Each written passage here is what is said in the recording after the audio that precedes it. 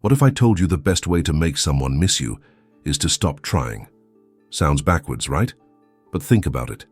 The more you chase someone's attention, the faster they pull away. Like trying to hug a cat, it just squirms out of your arms and judges you from a distance. Most of us don't realize it, but we're addicted to being wanted. We scroll, wait for texts, wonder why they didn't call back. We tie our self-worth to other people's reactions like it's a game of emotional ping-pong. But here's the truth. The more you need to be missed, the less you're actually seen. The Stoics figured this out over 2,000 years ago. They said, focus only on what you can control, your thoughts, your choices, your vibe. Not their mood, not their silence, just you. And modern science backs it up. Studies show emotional independence creates stronger attraction. Why? Because confidence is hot. Needing nothing is magnetic. So what if your obsession with being missed is what's making you invisible? Maybe the key to being unforgettable is forgetting about them first. But before we dive deeper into the fascinating journey, hit that like button and subscribe to the channel. Let's be honest, most of us don't want to just be loved, we want to be missed badly. We want someone to think about us when we're gone, replay our messages, and feel like something's missing without us there. Sounds romantic, but it's also a trap. Why? Because craving that kind of attention turns into a full-time job. You start reading into texts, obsessing over replies, checking who watched your stories like you're some kind of social media detective. 1 hour without a thinking of you text, suddenly you're spiraling, convinced they've moved on, joined a cult, or worse, found someone new who makes better pasta than you ever did. But it's not really about them, is it? It's about validation. Society wires us to believe we're only valuable when someone else says so. A like on your photo, that's worth. A message from an ex, jackpot. And let's not even talk about the high you get from someone viewing your story within 30 seconds. That's basically digital eye contact. We grow up chasing gold stars, applause, and someone to say, you matter. But here's the catch. When your happiness is hooked on someone else noticing you, you hand over the remote to your emotions. One press of the mute button from them, and boom, you're questioning your entire existence.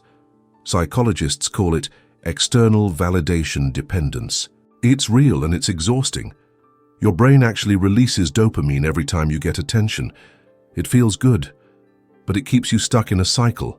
Like emotional junk food, it fills you for a second, then leaves you emptier than before. But here's where it gets interesting.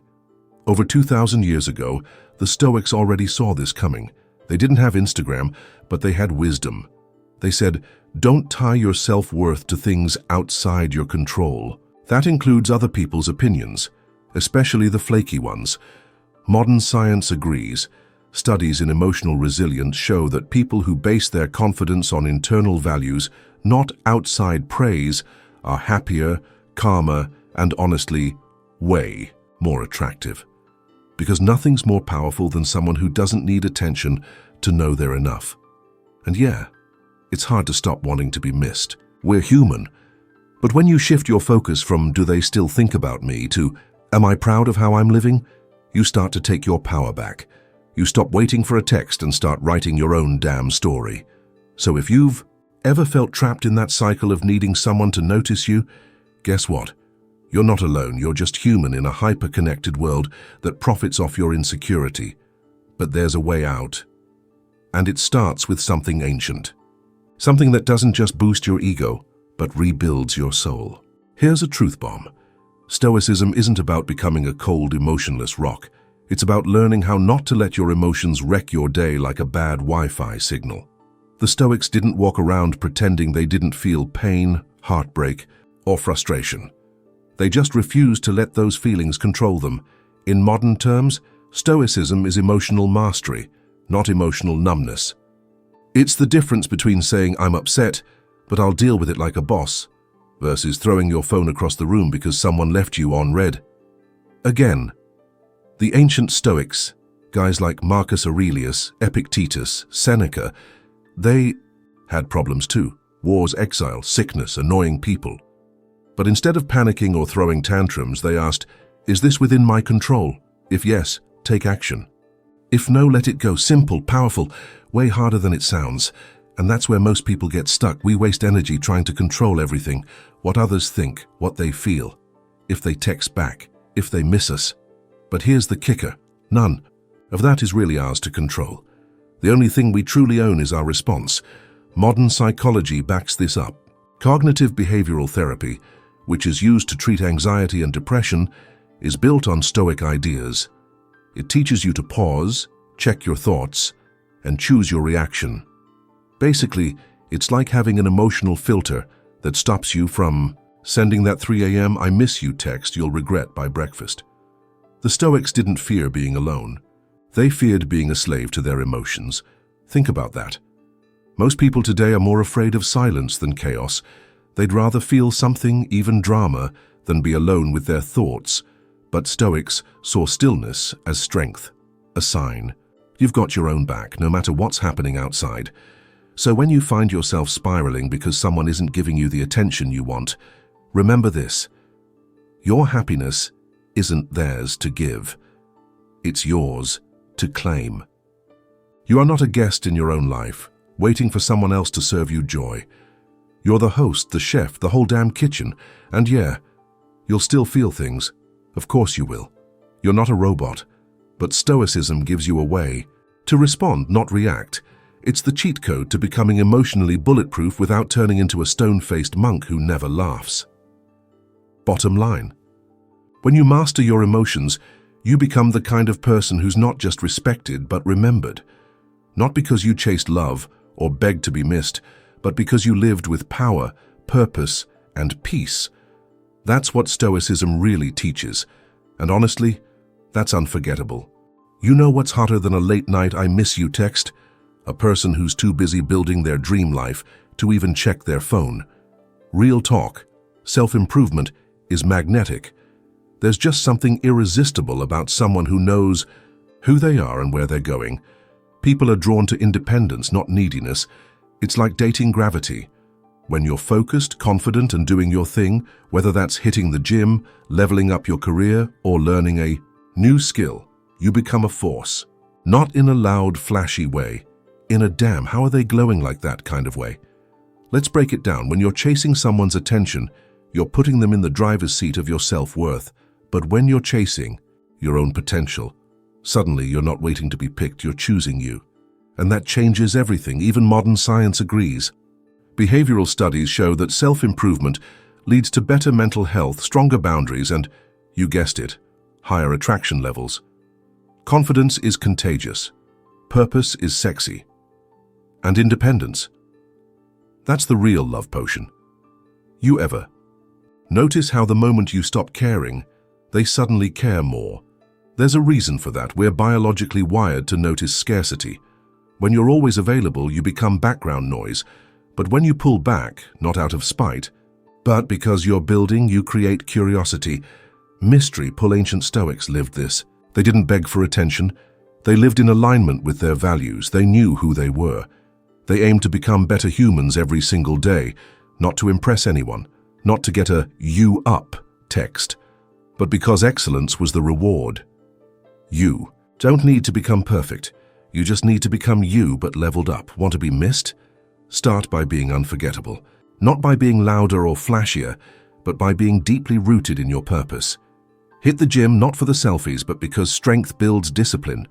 Learn something new, not to show off, but because curiosity keeps your soul sharp, and the beauty of it.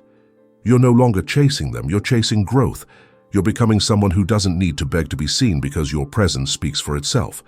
Ironically, when you stop chasing them, they start noticing you. Because now you're not the one waiting, you're the one worth waiting for. Let's clear something up real quick. Stoicism doesn't mean turning into an emotionally flat robot. You're not supposed to stop feeling things or become the human version of a beige wall. Stoicism means strength. Real strength. The kind that lets you love fully without losing yourself in the process. Most people think love means dependency. "I can't live without you" sounds cute in a movie, but in real life, that's just a fancy way of saying, "I've made you my entire emotional support system and personal therapist." That's not love. That's pressure. The Stoics had a better idea. They believed relationships should be built from wholeness, not emptiness. You show up as a full person, not half of one, hoping the other person will complete you like some awkward puzzle piece. Marcus Aurelius, one of the greatest Stoic philosophers and Roman emperors, loved deeply, but he ruled himself first. He knew that real love doesn't grow from clinginess, it grows from clarity. Modern science backs this up. Studies show people in secure, independent relationships are happier and less anxious. Why? Because they're not constantly wondering, do they still love me, or what if they leave? They know they'll be okay either way. And that security actually makes love stronger. Here's the thing. When you don't need someone to complete you, you're free to actually enjoy them. You can appreciate them for who they are, not just for the emotional boost they give you. And weirdly enough, that makes you way more attractive. People can sense it, that calm confidence, that inner peace, that vibe of, I love you, but I'm good either way. It flips the script. You're no longer the one constantly checking your phone, waiting for validation. You're the one living, growing, loving with depth, not desperation. And when you embody this, something strange happens. You stop chasing, you stop needing, and suddenly people start leaning into you, not because you begged for their attention, but because your energy is different. Grounded, powerful, real. That's the Stoic way, not cold, not distant, but rooted. A love that stands tall, not one that crumbles the second someone takes a step back. So if you want better relationships, stronger connections, and more peace in your love life, don't aim to be needed. Aim to be whole, because love built from strength doesn't just survive, it thrives. Do you ever meet someone who stays calm no matter what? Breakup? They're journaling and lifting weights. Ghosted? They're at brunch laughing with friends. You don't know if they're a monk or just built different. That's not apathy. That's emotional resilience. And it beats emotional drama every single time. We're trained to think love has to look like chaos. Crying at 2 a.m., stalking their socials, dramatic we need to talk texts that could double as movie scripts. But the Stoics, they didn't do drama. They did discipline. They felt things deeply, but they didn't fall apart every time life shook them. They loved with intention, not obsession. Stoic love isn't boring, it's powerful, because it doesn't demand constant reassurance. It doesn't need to win or prove anything. It's quiet confidence. It says, I care about you, but I don't need you to breathe. That's rare, that's magnetic. Modern psychology agrees. People who are emotionally resilient, who stay steady when things get rough, don't just attract better partners, they attract respect. Why? Because they're not draining. They don't ride the emotional roller coaster. They build the track, check the brakes, and walk away if the ride's unsafe. The Stoics prepared for heartbreak the same way they prepared for battle, with clarity. They didn't pretend pain didn't exist. They just didn't hand it the steering wheel. They reminded themselves, this too will pass. But how I respond, that's mine to choose. So instead of asking, will they come back? Start asking, will I be proud of how I handled this? Because at the end of the day, the people who thrive after loss, who grow from the ashes, who keep glowing even after goodbye, those are the ones no one forgets. And that's the real twist. They don't wonder if you'll fall apart. They wonder how you're thriving without them.